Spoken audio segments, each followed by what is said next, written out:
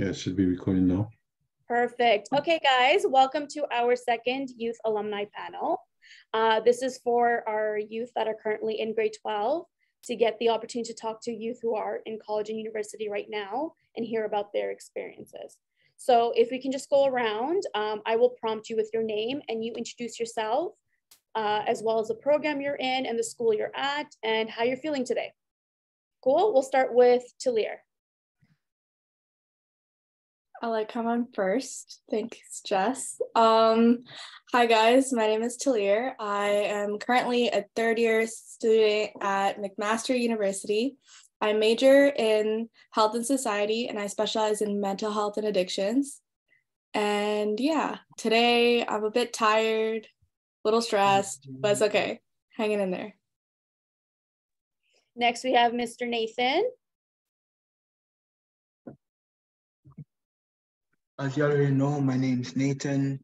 I'm a third year at Trent University. I'm getting my Bachelor of Arts in Criminology and Sociological Studies, and I'm doing all right. Thank you. Next, we have Akila. My name is Akila. I go to the University of Guelph for a bachelor's in biological sciences for animal biology. I'm in second year and I'm feeling the same way as Talir. I'm tired and stressed. And Angel. Hi guys, my name is Angel. I go to Wilfrid Laurier University and I'm studying kinesiology. I'm in first year. I'm pretty tired, but I'm not stressed. I'm just tired. Must be nice. Abigail? Hi everyone, my name is Abigail. I'm a fourth year student at the University of Toronto studying a double major in neuroscience and health policy. And yeah, I'm tired and stressed. Yeah, it's just that time of the year, but like Talir said, pushing through. Okay, last but not least, Ria. Hi everyone, my name is Ria. I'm studying at Toronto Met University. I'm in my third year in the business management program and my major is human resources. Right now, I'm very stressed and tired as well. Okay, and then one of our own staff, John. Do you want to introduce yourself? Yeah, my name is John. I'm currently working with Albion Boys and Girls Club, and I do if you don't know, I do the workout program and the LIT sort of program and the juniors program. Yeah. That's great. I think you guys can hear Jerome behind me screaming, but we're going to continue. Okay, so one of the first questions, and for the questions, guys, if you don't have an answer for it, you do not have to answer for it, and maybe we'll get like 2 or 3 responses for each question. And then if our youth that are around me have any questions, they can either write it down or just ask it anytime you feel comfortable. Sounds good? So the first question is, what is university like or college? Can anyone answer? Yes, anybody can answer that feels comfortable. We'll take like 2 or 3 answers for each question. Okay, I could go first. I feel like it's just very independent and fast paced. There's like a lot of content that's crammed into like one lecture, and it's really up to you to organize yourself and manage your notes and your assignments. And like that's the best I could say in like short form.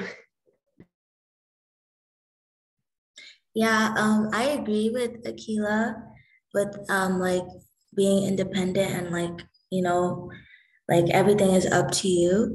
I find that there's a lot of free time for me. So like I procrastinate a lot with all that free time given. It's not like you're in school for like 8 hours. You know, some days you don't even have school. So like there's just a lot of free time. So it's up to you to decide like what you want to do with that free time. If you're going to use it to like study or if you're going to like procrastinate. Can I go next? Yeah, for sure. Okay, for me, university is a a really fast-paced kind of environment. It moves by so fast. It's not like high school where you have a lot of time. I find that it's very busy. There's always something left to do. I never have the option to slack off or take a break. Even when there's reading week, I have to be studying and catch up with assignments. Everything is always piled up for me. I always have to meet deadlines. It sounds very bad, but if you get the hang of it, it's not that bad. I know it can be very confusing, especially because there's no one reminding you about your deadlines. We have to keep track of everything on our own. For instance, in my case, I have 6 classes and everything is due on the same days. So I have to make sure what I'm submitting where and which work is due when, so that I'm not confusing anything and missing a deadline. Okay, thank you. Okay, so the next question is more personal, so feel free to tap into that if you feel comfortable. But how do you make trustworthy friends in college or university? Can I go? Okay, I think in university, especially when you start, you're kind of on your own. But one thing you need to understand is everyone's doing the same thing. Like, everyone's on their own. Okay, you're not like part of a crew or anything. Like, even if you meet a bunch of people in your class that are in the same major and like, going to be in the same classes as you for like the next few years, you're still like on your own doing your own thing. But at the end of the day, everyone also wants to like help each other when it comes to like assignments and coursework and whatnot, because when you get sick or you can't go to like lectures, you're just in this huge group chat and all you need to do is put a message. And in those experiences, while like, going to lectures and being in group chats and whatnot, you meet like certain people and you just kind of got to feel them out. Like, I feel like university is kind of like that middle point towards the real world experience where it really shows you you're going to be like any and every type of person, but you just got to feel everyone out and I guess give everyone that opportunity. And if it's just not working, it's not working. But if it works, it works. It's kind of one of those things. That's like what I see it as. I don't know if anyone else agrees or disagrees. I agree with you 100%. I agree with you too. Personally, my program, like, I want to become a veterinarian, and like the University of Guelph is known for that because they literally have a vet college on campus. So a lot of the people that I'm able to connect with or like finally introduce myself to, they're very like competitive. So they don't want to help you do like small assignments. They're not very open to that because I don't know, it's like very competitive up here. But for me, I actually wrote down some answers.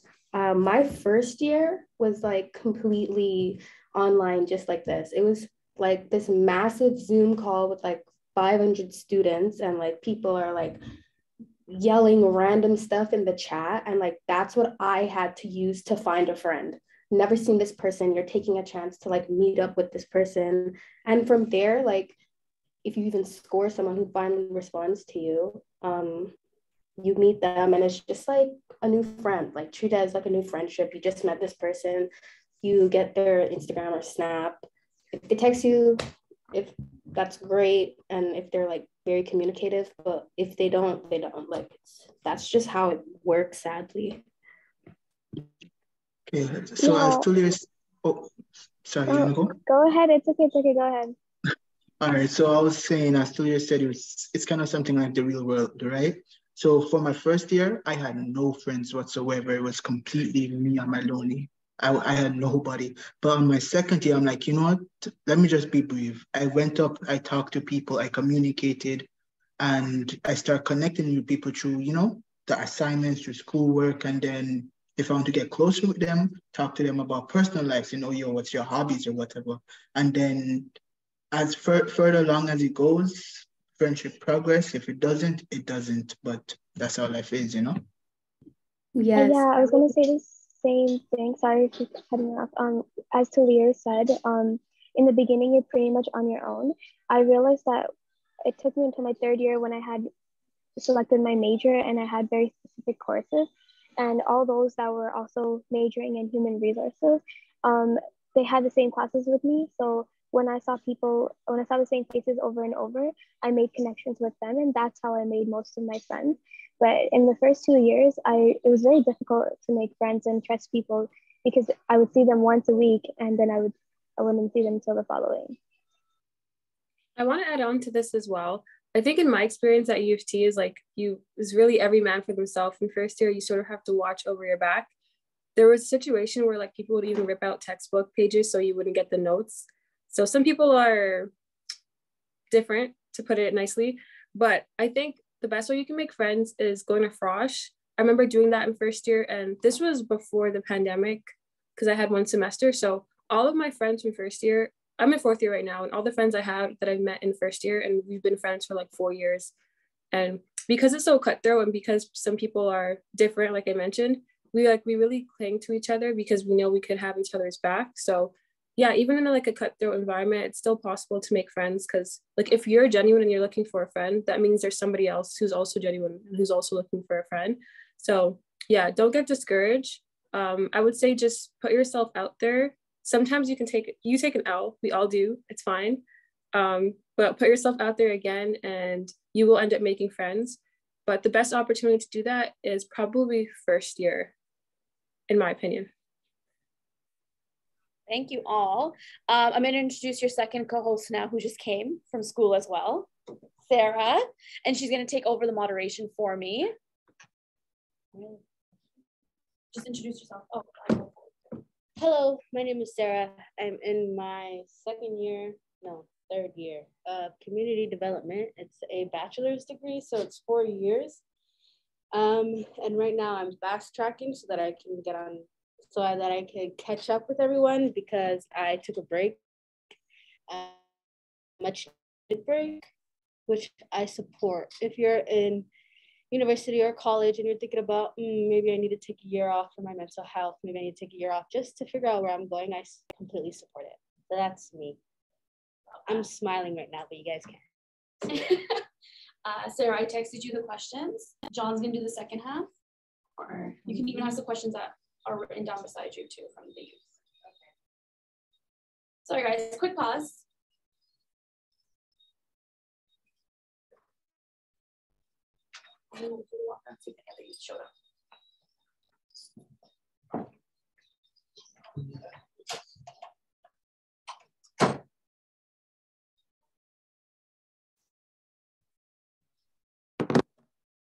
Okay. So we just did question 2, is that correct? Okay. So we can move on to question number 3 is how to be open to making friends. How would you guys what's the advice that you would give to someone to help them become more open? Oh, sorry. No. Okay. I think for me, like making friends was I had a little bit of a benefit since like I'm actually living on the campus. So I'm like surrounded by these people all the time. But to be open to making friends, like Abigail said, you should like go to Frosh, like go to certain events, like even if you don't want to, you never know. Or like maybe like even after lectures, instead of going straight home, you could like go to like a study lounge or like studying in new places instead of just like going straight home and like staying in your room all day. Or like, like it's kind of hard for me. I would say like it's been really hard to like make friends with people who are like in my program, but making friends with people who aren't in my program was a little bit more easier because like, I'm living here. But yeah, I think like to be open, you just have to like put yourself in new environments and not just like stick to certain routines every single day. Nice. Okay, anybody else? I think I would add just to that, because I don't live on campus. I never have. I'm actually commuting. So sometimes I drive, sometimes I take the GO bus. But, everyone's also, I don't want to say everyone, but most people are also trying to make friends. That's like a thing. And so you know, when you're sitting on the bus and someone randomly like sits beside you, like you could create conversation. As uncomfortable it can be, sometimes you have to put yourself in the most uncomfortable positions in order to like kind of put yourself out there. Like it'll be a way for you to be out of your comfort zone, and that's kind of what you have to do. And at the same time, I feel like the university has a lot of like clubs and stuff, and there's like student associations and whatnot, and everyone has an Instagram, and so you should like follow and see what they're doing, what they're up to, because they always have something going on, they always want to have like members and, you know, people coming out and people helping them. So I think that's also something you should do, like follow Instagram pages and like keep up with like any clubs and whatnot, because they're always doing stuff. I met like a bunch of friends through that. So yeah, that's like my advice. Yeah, as Julia said, a lot of people are looking to make friends. You just got to be brave and just go up to them, talk to them, whatever. What can they do? Bite you?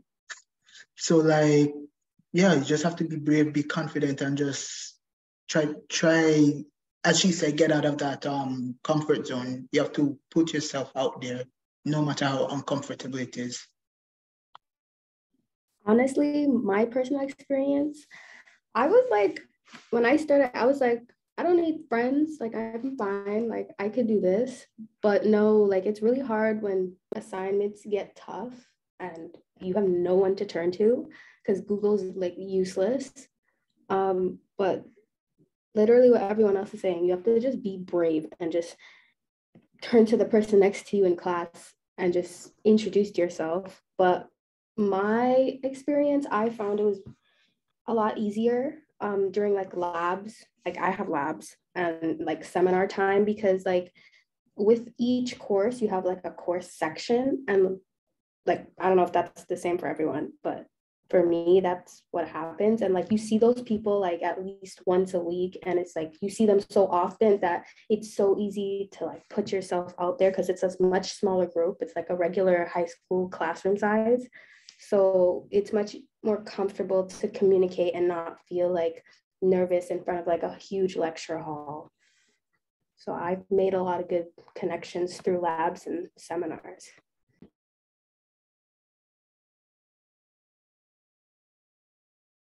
Nice. Okay, so we're gonna move on. I love the answers that you all gave, by the way.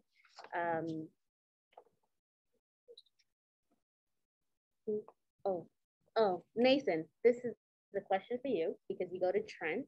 Yeah. Some of the students would like to, well, some of the kids who are going to secondary would like to know, what is the environment like at Trent?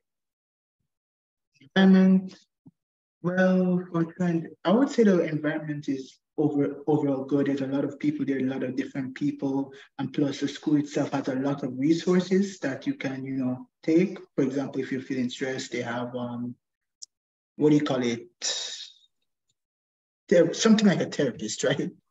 That could help you out and everything. So I would say the environment is overall positive in a way. So, yeah. Nice.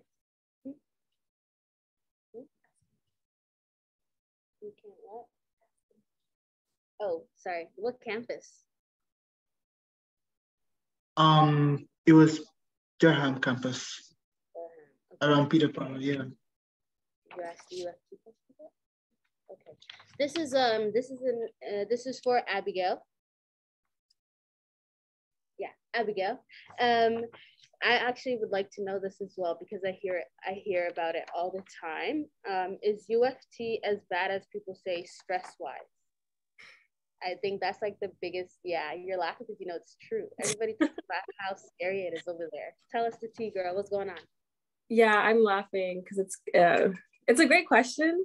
I'm gonna say, yeah, it is stressful. Okay, there's 3 different campuses at U of T. There's UTM, there's St. George, and there's UTSC. For a long time, the satellite campuses, so UTM and UTSC, were considered really bad campuses because they weren't like the downtown campus. But in terms of stress, I've actually heard the quite opposite. So many people who go to the downtown campus experience higher levels of stress just because it's a bigger school and it's really hard to make social connections. So you truly feel like a number at St. George. But in my experience at UTSC and for other people's experiences at UTM, for example, it's easier to make friends and connections. So although we are stressed, we have a better like social network so we can deal with that stress, if that makes sense. So yeah, I think it's a lot in some aspects, and there's some professors who are, I don't even know how they got their job, if I'm being honest with you. And for example, in first year, my chemistry prof, he literally told everyone, like, half of you guys are going to fail, and I'm okay with that. And it was pretty obvious that he was projecting his insecurities on a bunch of 17-year-olds, which is kind of weird. But yeah, like, you're going to have professors like that who aren't really supportive because they have other things going on. And you're also going to have professors who really care about you. So for example, this year, I'm in fourth year, and this is the first year that I've ever had a Black prof, a Black woman prof and a Black man prof. Not for neuroscience, because I barely have women profs for neuroscience, but that's a different story. But for my other major, which is health policy. And yeah, like I'm really experiencing the difference in terms of caring for a person holistically. So because of that, I have been the most stressed this year, but I feel more supported. And I really hope for other people who are looking to come to U of T, I would suggest UTSC just because it's a smaller network, it's easier to be supported here. And we also have amazing opportunities, but I really hope people will start connecting with profs as soon as possible so you don't feel like just a number. That was a great answer. Okay, so there's another question on here. It's asking, what is frosh? What's frosh to you guys? To me, it's just like it's an attempt to get people to become more comfortable with the idea of going to school, college. It's a great way to make friends. It's a good way to network if you actually go. And sometimes there are perks. So they give concert tickets. They host little shows. And sometimes they'll get like artists. I know that Humber had Jesse Reyes and Roy Woods. That's all I got for that though. Anybody else want to add on? I wouldn't know because I didn't have one. Right, Talia, you get me. Exactly. I was literally gonna say I didn't want to be petty. I didn't want to be petty and be like, oh, I don't know what frosh is, because I didn't want to be the one to say it, but honestly, like it sucked in our year. Like we didn't have anything. No, for us, they had this very bogus online like thing where they did like events online, which was kind of dumb, but like I still met a few people, but it was just still like, I don't know. It was like super dumb. It didn't really work out as well, but yeah. This is the first time I've even hearing about it, because when I was living on dorms, it was in 2020, right? So that was peak pandemic. There was nothing going on. And I am not gonna commute all the way to Oshawa from Toronto and back just for one event. I'm not gonna sit on the bus for 4 hours. No. Oh wow. I guess that's fair enough. Oh, sorry, Sarah. Is anyone talking? You can go ahead, go. Okay. I know what frosh is. I think like my school is known for like the party school. So like, of course we're gonna have a frosh. I personally did not like my frosh. Like, I don't like it. Like, it's basically like, it's kind of like orientation week, sort of. It's where like, there's just a whole bunch of events every single day. And for my school, a lot of the events were like parties or like concerts. Like Sarah was saying, like they were bringing like sort of like DJs or whatever. And it was just, I think it was kind of like a way for like people to like get to know each other. But I know like for York, I think I had a friend who went to York, and her frosh week was more like sort of like inclusive and was more sort of like summer camp vibes, so people could actually get to know each other, whereas my frosh was like more just like party. And if you're the type of person who doesn't like to party, then you're not going to really benefit from it, like me. So yeah, it's kind of like orientation. That's actually a great way to put it, it being orientation. Sorry, Abigail, go ahead. No, sorry. I was just going to add on like really briefly, but everyone sort of covered it. Yeah, I think it's just their attempt to bring people together, especially for like commuter campuses where students are just going in and out of classes. And of course, you probably know this by now, but some universities are known for like frosh, like York University, for example.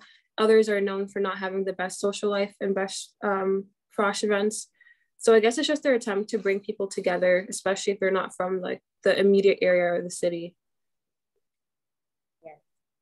Hey, and sorry, I feel like I'm talking so much. John, do you want to ask a question? Yeah, I have a couple questions I could ask. Which is like when this question is something that most of the time we just overlook, where we just get so focused in our own heads. And my question would be, how did you guys balance your food or your diet once you start moving in by yourself? Okay, so when I first moved on dorms, to tell you the truth, I was eating like a king. Like I was going out, I was buying food out, I was buying pizza, I was getting osmos, I was eating like a king. But then after I realized like, boom, my cash is running low, right? I was like, okay, dang, I gotta like figure something out. I gotta budget on this thing, right? And so whenever I would go to the grocery stores, I wouldn't be looking at the name brand stuff. I would always be looking at the cheapest, either the cheapest and healthiest stuff that I could get, right? So especially since I'm big on fitness, I'm always either buying fruits, vegetables, all those type of stuff. Like, you know how like even just buy ground provision, boil that, get eggs. I don't really necessarily buy cereals or juice or anything like that. So I feel like it completely depends on what you want and your diet. But for me, I was focusing on fitness more often. So I would, you know, go for food that's more healthier. You can definitely, you can go. Sorry, you can go. Okay, I could definitely add on to that. I actually never did residence, or what am I saying? Yeah, I've never lived on campus before. I just went straight into like off-campus stuff because I didn't want to live in a dorm. So I've always had that challenge with like balancing diet, when you could even cook, groceries, all of that. Thankfully, I have like my own car and I do drive. So having that secure transportation helped in terms of being able to go to the grocery store for like a quick 10 minutes and running back, because it was honestly very hard for me to balance all that for first year at least. I'm a lot better now, but finding that time to cook after like a long day of like lectures, it's like you're just a bit drained and like unmotivated. Like you don't even want to. You're like, oh, tomorrow I'll do it. But now that I'm in a better mindset, I found that after your day's done, like come home on like a Monday or whenever you have time and just make like this one large healthy meal and meal prep it so that, you know, for the rest of that week, you're eating healthy and at least you have something in the fridge that you could just grab out, or just invest in like really affordable and healthy snacks like granola bars or like something small like that. So even if you want to throw it in your school bag, you have something to munch on than like draining your cash on campus food, because it's good food they have on campus. Lots of options for me personally. Very healthy, but very expensive. So that's my take. Yeah, for me, I knew that like when I was gonna be like living on campus, I knew that I was gonna be responsible for buying my own groceries, and I wasn't gonna be like relying on my parents to buy groceries anymore. So I remember like the first week of like living on campus, and I went to Walmart and I did my groceries. I was seeing like all these snacks that like my parents never bought me. So I was like buying a whole bunch of like bear paws and all that stuff. Like, oh my gosh, I haven't had this in so long. But then I started like realizing that like I was kind of like wasting money. And also like a lot of the time, because like where I am living, like the way how residence works for me is like I have this meal plan, but it's only for 5 days of the week. So on Saturdays and Sundays, I have to like figure out what I'm gonna eat for myself. And a lot of the things that I was buying was like expiring. So I started to like reevaluate like and like actually plan what I'm gonna buy, like what I'm gonna eat on the weekends. And also sometimes I like go home on the weekends and I get like my mom to make me food so then I can just bring it here. But I agree with like Akila's, like on campus, there's a lot of good food options, but it is very expensive. And like, you know, spending it like all the time, you might not realize, but then like when you look at your account and see how much you have left, you're thinking like, wow, you spent all this money on food. So yeah, I think I just like had to like take a step back and reevaluate like what I'm buying. So I started buying like more like fruits instead of like all these like junk snacks. And yeah. Since we're on the topic of like, I guess, budgeting in a sense, I feel like we should also bring up the fact that we do need to pay rent. And like some of us do have to have part-time jobs. Like me personally, I work Saturday and Sunday, and then I go to school Monday to Friday. I have a very full schedule. So even now, it's very hard to find time to focus on myself. Like I started going to the gym, so I need to like find gaps within my schedule just to like do a quick workout and then come home and then still find time to do some schoolwork and cook a meal. And also put in that I need to make some money to pay for all these things I'm doing. We could, like, if anyone has questions about that, like I can give you very good answers because I have a packed life right now. I mean, yeah, you transitioned that super well. Next question that we could ask is, how do you guys manage your time? How do you space out your week? Was that how? Oh, sorry, I didn't hear the question. Was it how do we manage time? Yeah. Okay. Do you want to go ahead? Okay. I'll go after you. You can go ahead. Yeah, I'll go after you. Okay, I'll go ahead. But yeah, I think I was okay at time management before, but once I took the MCAT in second year is really when I started to track every single moment. And that's just because like when you have a lot of things to do, you realize that you can do the most things if you actually have a schedule and stick to the schedule. So in terms of managing your time, like for actual things that you could do, I would suggest like writing down all your classes, writing down your tutorials, making time for breaks as well and for schedules, time to eat. I know it doesn't seem like something that's important, but oftentimes if you don't schedule it, it means that it won't get done. And not because you're forgetful, but it's just when things get busy, it's really easy to miss a thing or two. For myself, one thing that I'm really bad with doing is sometimes I'll forget to eat if I'm like super, super busy. So I have to be like, okay, I need this hour to eat and to just do nothing but eat and just like relax for this moment. And so, yeah, I think it just depends. If you have a lot of extracurriculars going on as well, what I like to do is figure out if I'm a morning person or if I'm a night person. For me, it changes depending on the season. So now that there's no sun or very little sun, I have to deal with the dark. So I would schedule certain things in the morning, for example, like watching lectures, taking meetings, meeting with new people, mentoring students. And then I'd have my classes in the evening, which is a bit later. And I'd leave a block for lunch. And then I'd go to like, I play volleyball for U of T. So I'd leave like the ending for like, for practice and stuff. So it's different for everyone and how you schedule your time, but it just really depends on you as a person, what you function with, when you function the best during the time of the day, your course load, and if you have any extracurriculars or not. I could add on to you in terms of time management.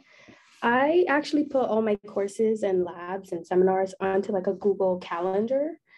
And that helped me a lot with like knowing where my gaps are to do things.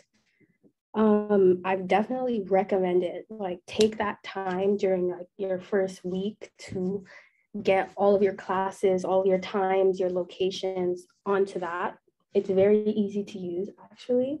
And that really helped me organize myself. I'm glad you brought that up because I also use a calendar. I use my Apple like calendar from my iPhone and my iPad, and so I put in all my dates, everything that's due whenever I have classes and everything. But I realized I have a really bad habit of just swiping it and deleting it when I see it because it's just really annoying to see something that's due. So what I started doing is I got a whiteboard calendar and I put it like right on the wall right in front of my bed. So when I wake up, it's the first thing I see. If there's an important event, I color coordinate it. So I'll put it in red. So then I'll know, okay, that's important. And then everything else I'll put in like black or blue. That's just how I function. I'm very good with like visuals. Some people are like that. Some people like it more in writing, but I like colors and I like being able to see everything differently so that I can follow through with it. And also time management is very difficult in university, especially because once again, there's no one reminding you like of your responsibilities. You have to take care of everything on your own.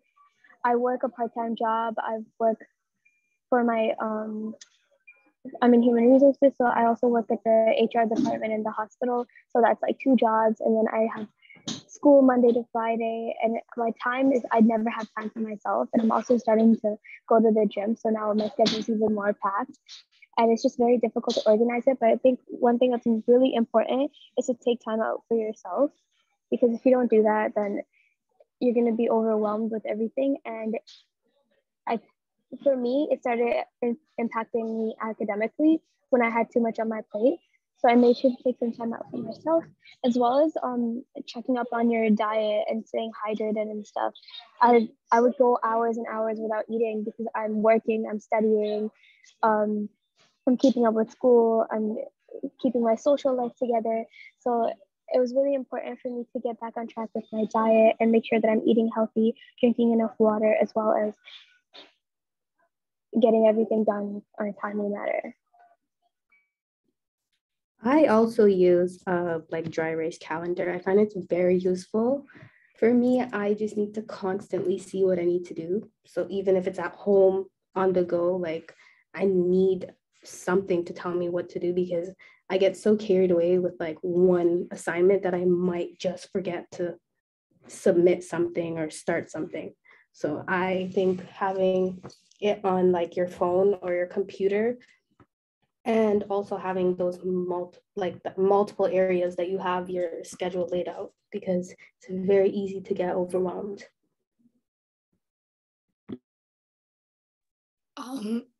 Just to quickly add on, as a mental health student, I actually recommend creating a routine, y'all, because like you don't have to block out like time to eat and whatnot. Like obviously, if that's what you need to do, then like yeah, schedule like every second of the day and whatnot. But like just have the important stuff down.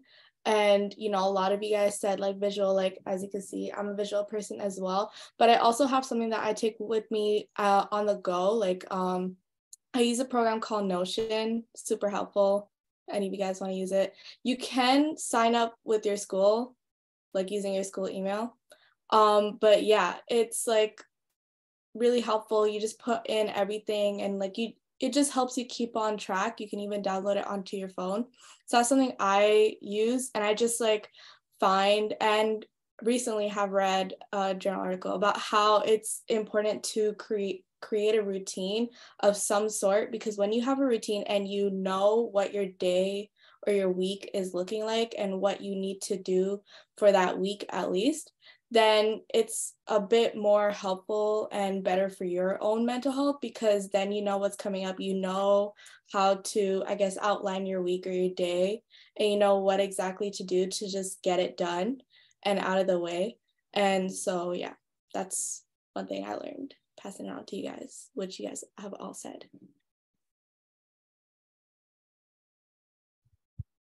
Definitely. Time management is definitely like something that is super important to do, especially if you're going to manage your mental health when all things feels like so much such a big burden to bear. So my next question would be, if you were to go back to the start of school, what would you change? What would you do differently? I could start this one. If I could go back, even to like first year, I would, like, I have this like Excel sheet that organizes all my assignments. Like I put it in, but I took the time out and I put the effort in to write like my entire syllabus for each class, just for like the main quizzes, exams, and like small assignments, to keep track of what to do next, because you could like organize it from like the earliest date to the latest.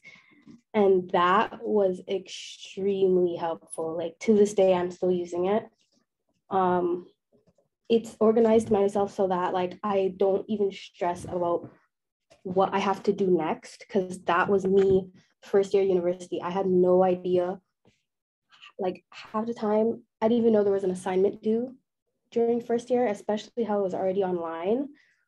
So this really helps me, even if my course is online or in person, like having that Excel sheet with all my assignments, even like small quizzes that are coming up that need to be done. It's super like helpful. Like I don't mind like after this, like sharing it with someone just for an example, but just for now, like if you were to go onto the Google Sheets online and go to like the templates, there's something called assignment tracker, and it's amazing. I wish everyone knew about it. So do that. One thing I would do if I could go back is I would definitely not go away for school. I feel like it's just, I don't know if it's because of the school I chose, but like I like it's just like a waste of money, I feel like. And I feel like I could just be saving so much more money if I just decided to stay home. And I know like people get excited of the idea of like, oh, going away, like leaving the city. Like, you know, in high school, I was thinking, oh my gosh, I'm so tired of these, like this area. Like, I just want to leave this area. But I took that area for granted. Like, I miss Rexdale so much. Like, I miss Black people. Oh my gosh, there's too many white people here. But yeah, like I miss the hub a lot. But and like as I said, like before, like in like the first question, with regards to like how's university and like so much free time, especially here, like living on campus, like maybe I also will probably have the same amount of free time if I went to school in my area. But because like I'm like just going straight to my room and I'm like not really doing anything, I feel like I'm wasting my time. Like I could be doing something, like I could be working, like I could be, you know, doing something else. And I feel like if I were to go to school in my area and like go back to work, like I was working at Wonderland before. So like, you know, after school, I would go to work and like I wouldn't just be sitting around and feeling like I'm not doing anything. Like even though like I may not have anything to do, that feeling of just sitting and like not being productive, it makes you feel like you're just wasting time. And also like if you're not like if you're not comfortable in that area like of where you're in school, I feel like it affects like how you work. And yeah, like being surrounded by like a bunch of these like Black white people, it's just it's kind of weird because I feel like out of character and I'm not really like comfortable being here sometimes. So like, you know, I just wish like if I could go back, I would definitely choose to stay home, even though like, you know, commuting might be annoying, all that type of stuff. I would trade it all for that. Like, I don't, yeah. I'm going to add on to that. Moving to Guelph was a culture shock. Literally every single weekend of this summer, I was at my mother's house because what was I supposed to do there? Like my first year, I was actually living with 3 other girls in like this condo, and it was horrible. Like the way they live is so much different, and it's just like I don't even know how to talk to them. I have to like put this like Kylie Jenner voice on, and it's embarrassing. Like it's horrible. Like, if you can, like, put yourself out there, you know, you have to have some sort of like professionalism, but definitely I want to be back home, but I'm very happy where I am right now. I'm so glad you brought that up because when I was applying to universities, my older friends and my older cousins, everybody just suggested to go away for a university. They're like, you do not want to commute, you do not want to stay home, it's terrible, just go away, it's better and everything. And I didn't. I actually went to school in the city. I go to downtown now, and I'm so glad because everyone that I know that went away has either dropped out, and switched to another university or college, or is still there but is complaining about it constantly because they want to come back home, they feel homesick, and it's very difficult to adapt to living on their own, as well as managing like their academic lifestyle. And it's just very different. I also have a friend at Guelph who had a culture shock, and they just, everything that they saw there was not like how it is over here. And I'm glad that I didn't invest in living in housing or on residence, because it's really costly. And for some people who want to go to school for that lifestyle, go for it. I'm not trying to make it all negative, but if you're going to study, it's going to be the same either way. Just to add on, I think the important thing is like it's different for everyone, like Ria mentioned. I know for myself, I really, really wanted to go out for school, but then I realized maybe it's best to stay for undergrad at U of T, and then I can go to another school for grad school if that's what I want. Or there's different alternatives. So you can stay in Toronto or stay in the area and then go abroad. So for example, last summer I was in Stockholm for 3 months, and it was a really big culture shock. It was different being there, but what kept me sane half the time was knowing I'm coming back home and it's not permanent. So there's ways around that. Yeah, it just depends on your personality, what you want, how independent you are as well. If you're open to being around different people, because again, we do take Toronto for granted, we take Rexdale for granted. We're so used to seeing so many faces and people of different cultures that we just expect that every place is the same. But sometimes it's that hard realization to know that we're actually really lucky and places are not normally this diverse with this many people. So yeah, it's just things to think about when deciding if you should go home or go away or stay in Toronto.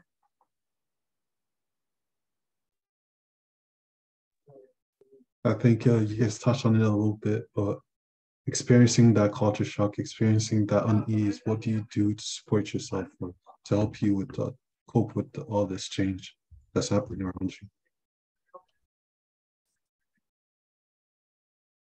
One thing I did for myself, I just had to, because it was a culture shock even though I didn't leave Toronto, it was like, you know, you go from elementary school all the way up until high school with the same faces, same group of people. Like, these are the people that you know, this is the area you're in. So when you go to an entirely different area, it's kind of a shock again, because, you know, it's not, like Abigail said, the diversity that we see here is not the same everywhere. And I had to experience that. But it's, and I'm not gonna lie, it did get to me. I did drop out, like, I'm not gonna lie. It sucked, but now that I'm back, like, I can't let that get to me. What I think about and what supports me and helps me get through this is the fact that this is not free, like, I'm paying for this, you know, I can't just keep coming back and going. I have to get it done all at once because you don't want to waste your money, you know, especially if you're working for it. And B is like, I want to do this for myself. You know, I can't keep letting my own fears and how I feel get in the way of my college career and get in the way of me achieving my goals and achieving what I would like to do. So yeah. I guess I'll just add on to what Sarah said because I totally agree. Although McMaster is actually quite diverse, when I first started, because my first 2 years are online, my program's actually super small. So most of the people were literally white. Like I could name like the 5 brown people that were like in my class, while the rest of like the 75 people were like white, which was kind of different, but because I'm not used to seeing like that many white people in one area, because come on, like we live in Rexdale, right? So it was just like super different, and I don't think I've had enough interaction to like really understand like who they are. So I kind of took it as an opportunity to really get to know them and like I guess not embrace, but like try to understand who they are and like their perspective, and I guess like just the kind of culture that exists around McMaster as well, because it is definitely a totally different kind of experience compared to like high school and like what Sarah was saying. So I think just trying to take that time to understand and see, I guess, where you fit in, but like you don't have to exactly change yourself to try and fit in. Like you could just create your own space, find your own space, because there's definitely a space there for you, but like you just gotta find it, right? Like TSA didn't have a lot of events, but they are now, and I made a lot of friends in my 3rd year because I've been going to like their events and stuff, but definitely didn't have that kind of connection in my 1st or 2nd year, except with like the 5 brown people that I know. So yeah, that's what I would say. Just try to understand and I guess see where it goes, but at the same time, always look out and you can like find your crew, like find your people. And honestly, like when I went, like the first time when I ever went like into an in-person lecture, right? I literally felt like the last Cocoa Puff in a bowl of cereal. There was just pure white around and there was just me, like I stand out. So that was kind of really off-putting in a way. So yeah. I want to add something as well. Just because like the campus I go to, the U of T campus is considered the most diverse campus among the 3. But I want to challenge you guys, because sometimes diversity doesn't mean no white people. It just means different people of color. So for myself, like in the program of neuroscience, it was diverse, but there was no Black people. So that got me thinking, like, what does this mean to be diverse? And I still don't see myself represented in that way. So I guess in that sense, I still had to force myself to be not uncomfortable, but just like I had to think of it, oh, it's an opportunity to connect with people of different cultures, of different backgrounds and stuff, different ethnicities. But at times it can be really frustrating when, again, because when you have certain experiences in life, you just are more mature and you know things. So speaking to people who can be a bit tone deaf and not respective of that can be exhausting. So yeah, sometimes there is diversity, but you still don't feel represented.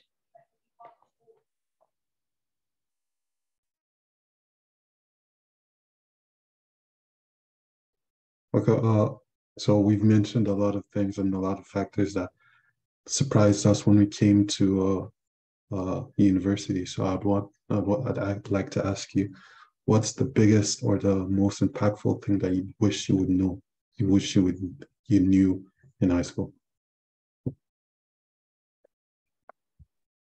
For me, the biggest impactful thing that I wish I knew, that university wasn't as hard as they really made it out for me. I could say that university was easier for me than high school, right?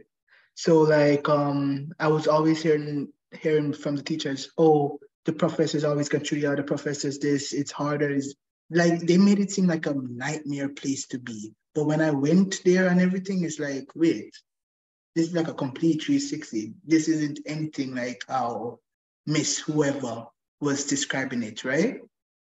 So that was a really impactful thing because it's like kind of felt misled in a way. Yeah, no, I agree, because when I was in high school, like one of the things that they used to put into our heads was like, if you guys can't grasp what's going on in high school, how do you expect to know what's going on in college? And then you get to college or like university, and then half the time it's like the professor doesn't even know what's going on. So really and truly, you're good. I mean, you can like it not to. I was about to say something very, very questionable, but I'm gonna change what I was about to say. yes, there are professors who will do their job and actually teach, but there are a lot of professors who expect you to do it themselves. There are a lot of professors who actually don't even care, right? They're just there for a paycheck. So that whole like nonsense, not nonsense, but that whole like badgering students, whether their work ethic was wrong or like they used to go to the bathroom too much. Like you get to college and you get to university and it's like you be walking out of class. You don't even have to ask to say, hey, can I go to the bathroom? But over here, they're like yelling at you, why are you going to the bathroom so much? Da, da, da. Incorrect, but we move. Another thing, but to add on, to answer this question, I would say, because I am a A1 procrastinator, I wish I had that handled in high school because it doesn't get better in college. So if you procrastinate, if you don't like doing homework, if you're scared of homework, get over it. Get over it. Because when you get to university, when you get to college, it's all going to fall on your head. It's all going to fall on your head. And then every single time you start an assignment late, you're going to, I promise, the only thing that's going to go through your head is, I should have started this earlier. Why didn't I start this earlier? And it's like, you just need to get into that habit of you just need to get into that habit of starting work before, like before a day or two before the due date, maybe started a week earlier. And I just kind of wish that I read more. In university, you read a lot. In college, you read a lot. Professors, they tell you you're reading for this week, your lecture for this week, and it's all on you. Nobody's gonna ask, hey, did you do the reading? Like, it's all on you. You have to do the reading in order to understand what's going on in the next class. And if you don't do the reading, then that's your fault if you don't understand what's going on. So get on top of that. Start self-disciplining before you get to college, because if you're like me, it's gonna be hard. It's gonna be hard. I want to just add on to that. If you like were to procrastinate and you do, like, everything you said was true, because to try and get an extension for something, you need like valid documentation that you were sick. Like, you can't just say I was sick.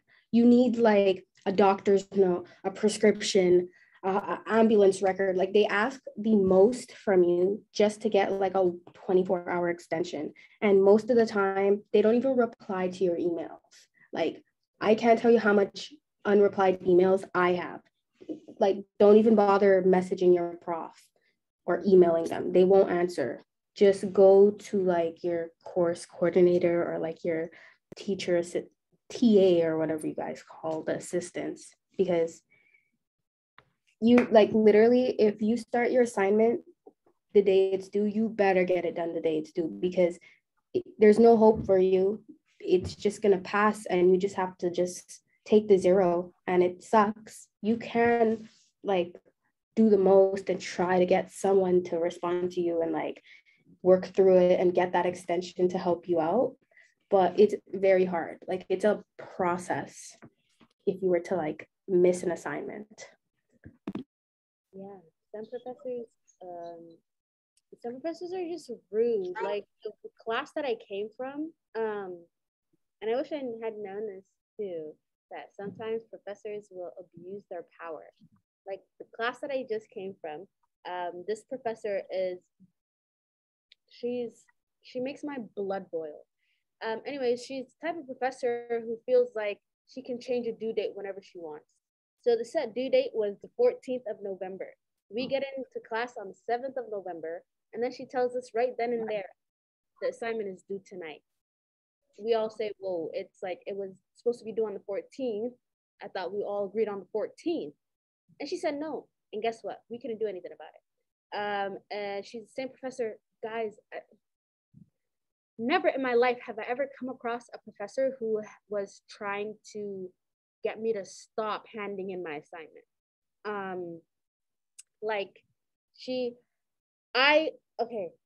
was supposed to hand it in last week, but I had it until this week because she wouldn't let me come in last week to hand it in. And her excuse was, oh, if you live far from campus or if you're not already on campus, I don't want you to drop it off. So, okay, cool. So again, just like that, like professors will try to rub you the wrong way. It's literally what they're made for. That and teaching, I guess. But not to scare you. Again, there are some really good professors though who care about you. But yeah, I just wish that moving into college, I would have been told about how some professors do have a tendency to abuse their power. I don't know if they do it on purpose. I don't know if they know that they're doing it, but it's just something to watch out for, I would say. Just to add on, I feel like the entitlement some professors think they have is like really like far-fetched. Like they really think they can do like all these things. Like I had a similar situation, and she really thought, but I called her out in front of the entire class. So yeah, which is probably not the best move because I know she's gonna remember my face, and I have her next semester. So I guess if you wanna be updated about what happens, I'll let you know next semester. But yeah, I think one thing I would have really, so I feel like in high school, like you guys were saying, they emphasize how hard it was gonna be, or like, you know, how no one's gonna care, whatever. But I feel like this entire Zoom meeting, we've been talking about like the level of independency and self-regulation you need to have. And I feel like that's something a lot of people don't exactly tell you. Not that like for me, I feel like I try to go out of my way to like really talk and like get that out of other people, but not everyone is like that, right? So I got good advice enough to prepare myself in advance, but some people that I know struggle to like, you know, go into university because of the amount of self-regulation and independency and how much you're just relying on yourself and how much you gotta do. And then another thing that I wish I knew is all these softwares out there like TDLR, WordTune. Like I wish I knew all of them things right when I went in. Like I don't need to read. I know readings are great, but I don't need to read a 35-page journal article when I could just put it in something and it'll summarize it for me. Like I'm not saying I'm lazy, but it's about like working smart, not hard, right? Like you don't need to stay up all night to read like 30 pages while you can just put it in a software and 2 seconds later it'll just summarize the whole thing. So yeah, I feel like I could have known that, and yeah, I feel like that would have been way helpful in like first and second year. On the topic of professors, I just want to share some professors are great, no doubt, but most of them will go out of their way to just not answer your question. Like I've emailed so many professors asking a question and they will send back an email for sure, but they won't answer the question. For instance, just a couple of weeks ago, there was an issue with one of my courses. One of the assignments that was due was a case study assignment. The professor on the course outline only posted 3 questions, and essentially there was supposed to be a 4th question. And in the assignment Dropbox, she's like, answer your 4 questions here. And so I sent an email saying, can you elaborate on what you mean by the 4th question, right? And she's like, everything is included in your course outline. Please view your course outline before sending an email. You should be able to read it and understand everything. Everything's included, you know, blah, blah, the typical stuff they say. So then I went in person in class, and then before class started, she's like, does anyone have any questions? I'm like, yes, I sent you an email asking about the 4th question. A number of students in the class are questioning what is the 4th question, and we don't know anything about it. And she's like, it's all in the course outline. And we're all like kind of ganging up on her. We're like, no, it's not. There's no 4th question. And that's where she felt a little embarrassed. And she's like, oh my God, there isn't a 4th question. So then she uploads it, and she has to like extend the due date, and all that happened, right? So luckily she didn't take it personally. She laughed about it and she was like, I'm so sorry, whatever. But it was just like a learning experience for her as a prof. But a lot of other profs do this as well. Like if I ask a question like, can you elaborate on something, they'll just be like, it's on the course outline. And it's like sometimes students don't understand because of the wording, or maybe it might be too vague, and professors will not elaborate. They won't ask you. You're going to have to ask your classmates or something. So that's one thing I learned in university. I want to add on to that really quickly. I guess if anything that you take from the Zoom call, I would say don't be so fixated on not making mistakes. I think if you're hyper-focused on not making a mistake, you're more prone to making mistakes. The reality is the person that you go in university or college is not going to be the exact same person that you are when you come out. And I think even for myself, like being in fourth year, it's been really interesting to see how I grew in a sense and like where I'm headed to as I graduate. So I think for everyone, you should just be patient with yourself, be compassionate, just know that things are going to happen. You're going to make mistakes. You're going to fail sometimes, but you're going to overcome them. And I think that's the whole purpose of university. Besides the grades, like you should really be focusing on building your character, networking, building the people that you want to be around in your future, and also just being resilient, because in the real world, things happen. And I think your ability to get up and to sort of redirect yourself once a door closes is like the most important thing that you can get out of university, in my opinion.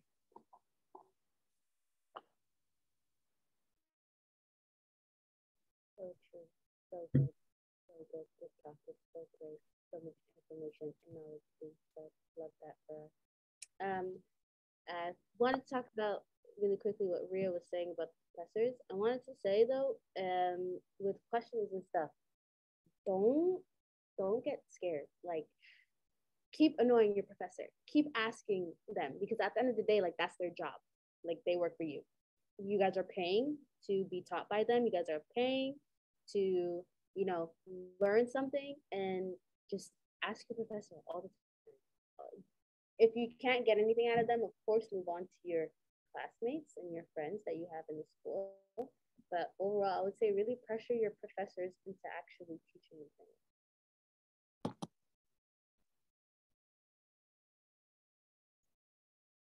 Yeah, and also and just to add a little bit on to something Sarah said before, just that there's a lot less hand-holding in university. So what I would say is, and also something that Abigail says, is also develop resiliency, because you'd be surprised how much you'll have to take on your own, and how much work you'll have to put in by yourself to really learn the learning outcomes. So whatever resources that you can find, whether it's the videos on YouTube that are super helpful, reading the book, just whatever you can find, anything that could just give you that extra advantage that props you up in your course. Yeah, that was my last question. So any closing thoughts, any remarks or statements that you'd like to end it off? Yeah, I think a little bit, or most of our discussion, we might have kind of made university sound a little terrifying. It's not. It's actually amazing. It's a lot of fun. You get to learn a lot, and it's a really great experience overall. So don't be afraid to ask questions or try something. Don't be afraid to try something new. Try going out of your way, and you'll always learn something and have fun. To add on to that, I feel like university is exactly what you create it to be. Like if you really want to put yourself out there and create experiences for yourself and find opportunities, but also network, you can really strive to do that. And yeah, everyone's experience of university is different, but it is essentially a good one. Obviously, every experience has bumps in the road, like professors or assignments, but that doesn't mean university itself or university college, it doesn't mean they're really bad or they're horrible or you can't do it. It's just the experience that includes those things, right? The overall experience is definitely a good one, so I highly suggest it if you need it. But yeah, also look into other options though. University might not always be the next thing. That's one thing I would say. I could also add on to this. I feel like if you come into it now that we're telling you kind of what you should do to prepare yourself, you should be okay. Like if you set up an assignment tracker, if you set up a calendar or something that holds your schedule, if you do like the small things we're telling you in terms of putting yourself out there and finding the people in your class and making those friends, you should be a lot better when it comes to stressful times, because you'll have the people to turn to. You already know what like assignments you have to get done because you already organized it, and you're not stressing out your schedule.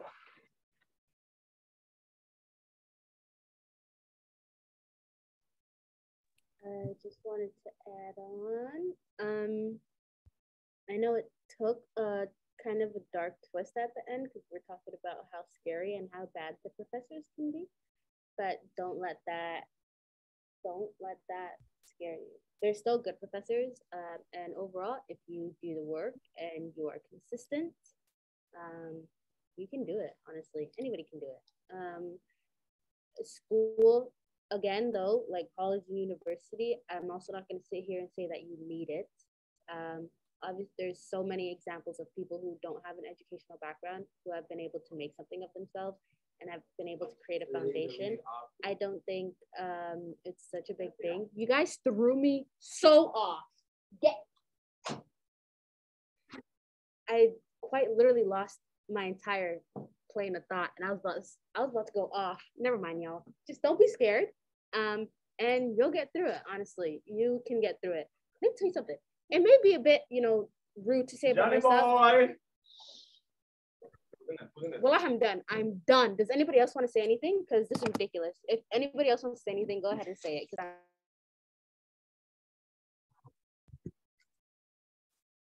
All right, Hi, Jerome.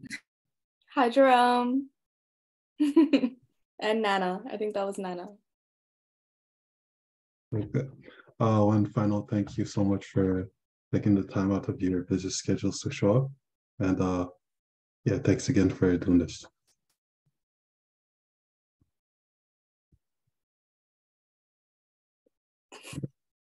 I'll stop the recording. This is a grown man, by the way. Wait, is that Destiny? It's Destiny. Destiny!